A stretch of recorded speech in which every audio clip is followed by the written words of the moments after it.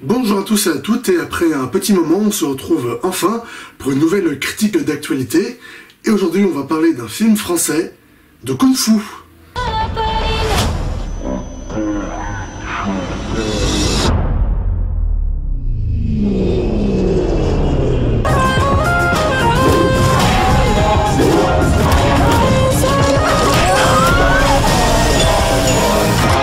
Oui. Ça va?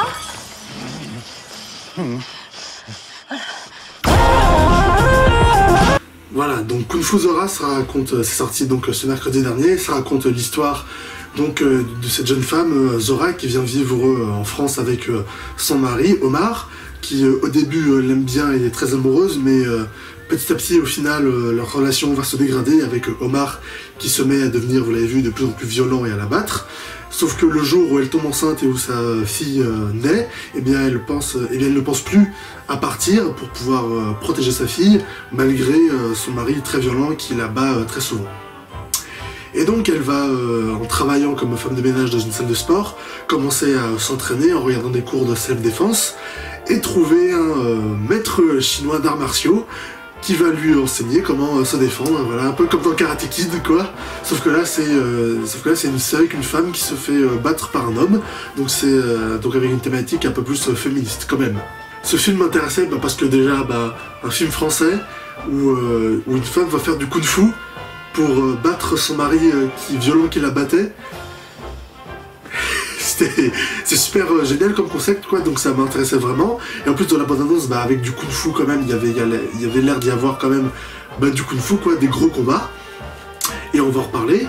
Et au final, le film était quand même plutôt cool et c'était quand même sympa. Déjà, ce qui est très bien, c'est le personnage de Zora, qui est joué par l'actrice dont j'ai pas vérifié le nom, je suis désolé. Mais une actrice qui joue très très bien et qui aussi marche très bien aussi dans les scènes d'entraînement et de combat et tout. J'ai vu quelques trucs, ils ont vraiment fait un entraînement et tout. Et, bon, tu m'étonnes évidemment pour le truc à la fin, mais ils ont vraiment fait un entraînement. C'est vraiment entraîné au sport et aussi au kung-fu pour être vraiment physiquement adéquate pour faire ça. Donc et ça marche très bien dans le film. C'est vraiment assez impressionnant, c'est cool. Et l'actrice aussi joue très bien et son personnage aussi de Zora est vraiment très cool aussi, hein. Donc déjà le personnage de Zora, c'est une fan, quoi, une femme, non pardon, une femme, c'est une fan de films de kung-fu, hein. C'est comme ça que Omar la rencontre. Elle est fan de films de kung-fu et c'est un personnage très innocent, très touchant, très tendre au début, qui justement se fait battre par son mari violent et qui déjà au départ n'a pas la force de répondre et qui après que sa fille soit née va choisir de rester, quoi, de ne pas partir, pour la protéger, quoi, malgré son mari violent. Donc du coup ça en fait un personnage qui est quand même assez touchant, assez attachant, que j'aime bien, quoi, mais qui au final va se révéler forte et badass, surtout à la fin. C'est vraiment ce genre de personnage que j'aime beaucoup, quoi. Moi ça m'a fait beaucoup penser au personnage de Suzanne Murphy dans Monstres contre Aliens.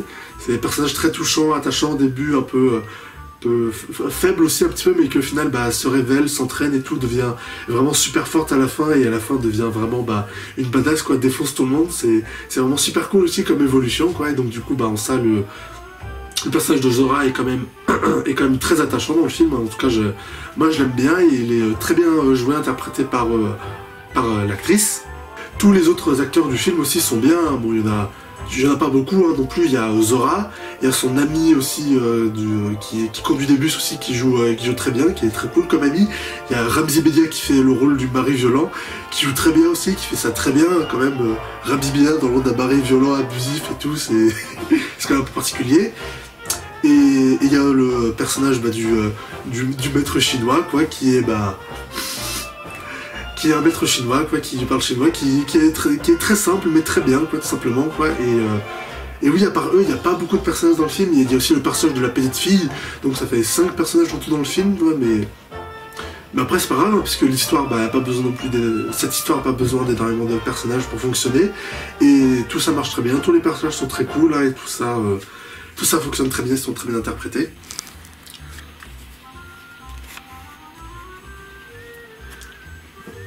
Petit problème de batterie, rien de grave.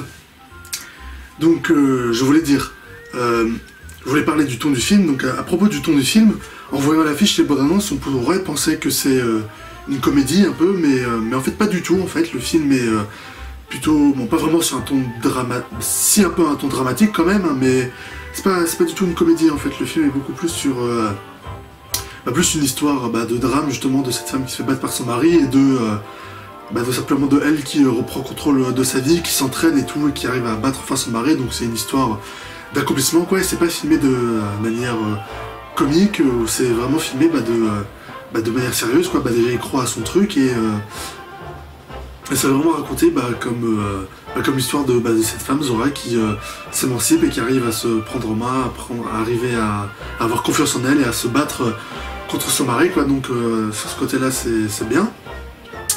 Après au niveau de la mise en scène, il y a pas vraiment beaucoup de trucs, il y a quelques trucs tics de mise en scène, de montage, notamment au début quand il arrive en France et tout, qui sont très intéressants au niveau du montage, c'est plutôt cool, c'est bien fait.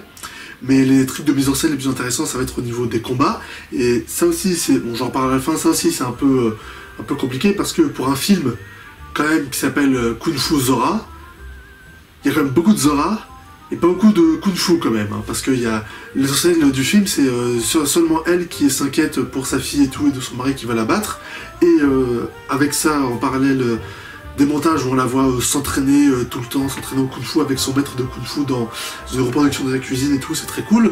Mais après au final, en tant que tel, des combats, il n'y en a qu'un seul, et c'est le combat de fin où elle affronte Ramsey et tout.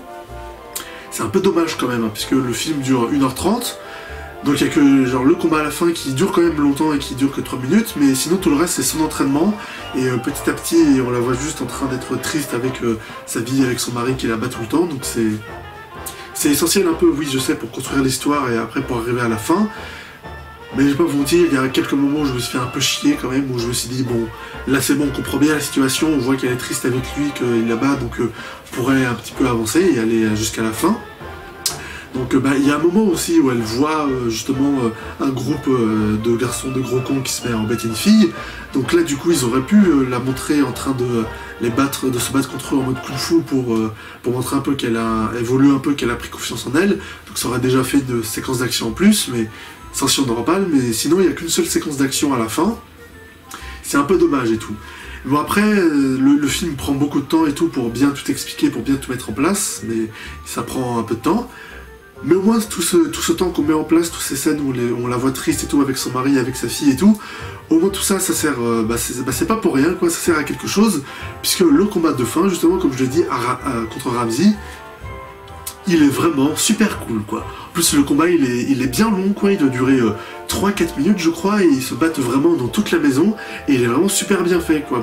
Déjà l'actrice qui s'est entraînée pour le rôle, elle est vraiment crédible et tout, elle marche bien, elle arrive vraiment bien à faire les combats et tout, ça marche vraiment bien, et les chorégraphies sont vraiment bien faites et tout, ça marche bien, la caméra est pas trop fouillée ou trop shaky cam, ça suit bien en fait l'action, ce qui se passe, et la scène de combat est vraiment assez impressionnante, hein, puisqu'on les voit vraiment se battre, on les voit vraiment casser plein de trucs dans l'appartement, des pots, des tables et tout, des murs dans la cuisine et tout, elle se bat avec un aspirateur, avec une poêle, c'est à un moment c'est marrant, donc on les voit vraiment en train de tout casser et tout, ça dure longtemps, on filme bien l'action, les chorégraphies sont assez impressionnantes, et il y a même plusieurs passages du combat où il y a certains mouvements qu'elle fait, où vraiment j'ai fait waouh, vraiment comme ça, où j'étais genre ah ouais quand même c'est bien filmé, le mouvement, la chorégraphie c'est assez impressionnant quand même, donc ouais ça rend bien en fait, le combat de fin est vraiment impressionnant et divertissant, il marche vraiment bien. Donc au final tout ce qu'on a vu dans le film, tout le film au final pour arriver au climax, au combat de fin, au final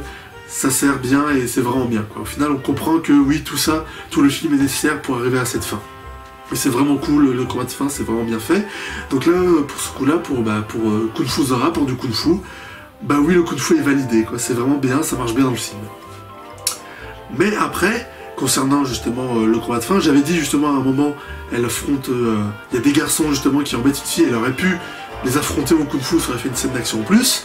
Et justement à la fin, il y a le générique qui se met à défiler, puis après il y a la voix off de son amie, oui, parce que dans le film elle a une amie qui est conductrice de bus, qui a un peu la voix off, la narratrice du film, et donc à la fin il y a le générique qui débarque, et il y a la narratrice qui dit « Eh oh attendez, vous pensez qu'on va finir le film comme ça? Vous vous souvenez des garçons là qui embêtaient la fille ?» Et donc du coup on voit Zora qui va chercher les garçons qui sont en train de dévaliser un magasin de Ikea je crois, ou un magasin de ménager en tout cas, et on montre toute une scène de combat où elle est en train de tous les affronter, de se battre contre elle, de les défoncer, c'est vraiment super cool. Et là j'étais genre ah ouais, bien, là c'est bien et tout, et en plus tous les trucs qu'ils font c'est assez impressionnant, c'est quand même, ça marche vraiment bien.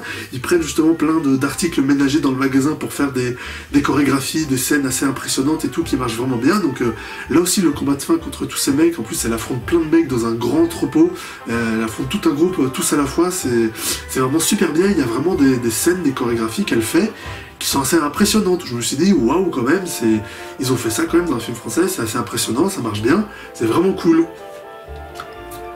Mais le film fout un peu tout ça en l'air, puisqu'à un moment on te montre genre le combat de fin contre les mecs, il dure genre 3 minutes, ils te montrent 1 minute en entière, puis après ils réduisent tout le cadre de l'écran, quoi. Donc là c'est le cadre du cinéma, on voit le combat en entier, puis après ils réduisent toute la scène de combat dans une petite case là sur le côté pour foutre le générique à côté, quoi.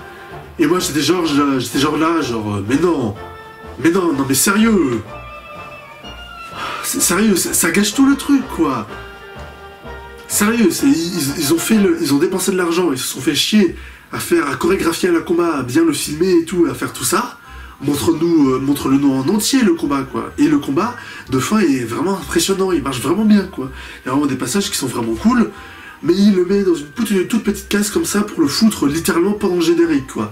C'est genre le combat, c'est le bonus de fin pendant le générique, et je suis genre là, non, c'est du gâchis quand même. C'est le combat comme ça, tu l'as filmé, tu l'as fait, il rend vraiment bien, il est vraiment impressionnant, c'est montre-le-nous en entier, quoi, puisque bon, même s'il le fout dans la petite case à côté du générique, bon, on le voit quand même, hein, on voit ce qui se passe, mais en réduisant tout le cadre comme ça, bah ça réduit le truc aussi, quoi, ça réduit l'impact. Donc il aurait fallu laisser le combat en entier, quoi. Mais là, c'est limite, il gâche le truc en le mettant comme ça en tout petit pendant le générique, quoi.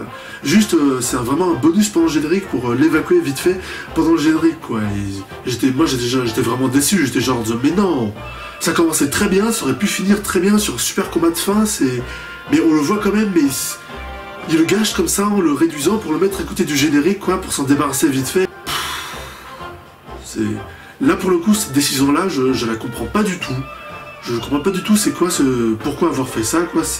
Peut-être que s'il aurait mis en entier dans le film pour après mettre le générique à la fin, ça aurait rallongé le film, quoi. Mais après, comme je l'ai dit, le film il dure 1h34, 1h35. Donc en mettant la scène de combat en entier, ça aurait duré 1h38, 1h39, 1h40 max, quoi. Donc ça aurait pas duré beaucoup plus longtemps. Et avec le générique de fin, bah ça aurait juste rallongé le film de 2-3 minutes, quoi. Donc au final, il aurait duré 1h40 au max, quoi. Donc c'est pas non plus énorme, quoi. Mais même pour ça, je comprends pas pourquoi avoir mis ça à la fin pendant le générique, quoi. C'est pas l'entièreté du combat, hein, c'est juste les 2/3 du combat qui sont mis pendant le générique, mais même ça, avec le générique à côté qui défile, ça gâche un peu tout le truc, quoi. Ça empêche de profiter pleinement du truc, quoi. Ça, pour le coup, c'est un gâchis, c'est vraiment pas cool, quoi. Là, j'étais vraiment déçu. Mais bon, après, le film reste quand même très cool, quoi. Quand même des films de kung-fu comme ça, français, qui se basent quand même sur un élément de la pop culture, comme ça, les films de kung-fu, il n'y en a pas beaucoup, quoi. Donc, comme ça se base aussi sur un élément de la pop culture que tout le monde connaît, bah, ça me parle un peu plus, ça aide un peu plus de rentrer, ça fascine un peu plus, quoi, les films de kung-fu, que faire un film sur un dîner de famille, quoi. C'est comme aussi le film de Philippe Lachaud, Super-héros malgré lui. C'est un film français qui parle de super-héros, donc ça, forcément, ça touche un peu les gens, ça m'intéresse un peu plus que tous les films français qu'on a d'habitude sur les dîners de famille, les adultères et tout. Donc là aussi, film de kung-fu quand même, et film de kung-fu avec des scènes de kung-fu bien faites, un film français, bah c'est rare, quoi, et même malgré le gâchis à la fin, ça reste quand même très cool, quoi. Donc je vous conseillerais quand même d'aller le voir, parce que ça reste quand même cool, quoi. Un film français comme ça, de kung-fu comme ça, cette année, il n'y en aura pas deux, quoi. Il y a aussi le film de super-héros de Philippe Lachaud, quoi. Bon, peut-être avec Philippe Lachaud, il y aura 2 films français qui sortent un peu du lot qui parle un peu de trucs kung-fu, super-héros, de trucs un peu de culture populaire, mais des films comme ça, cette année, des films français comme ça, en 2022, à mon avis, il n'y en aura pas des masses, hein.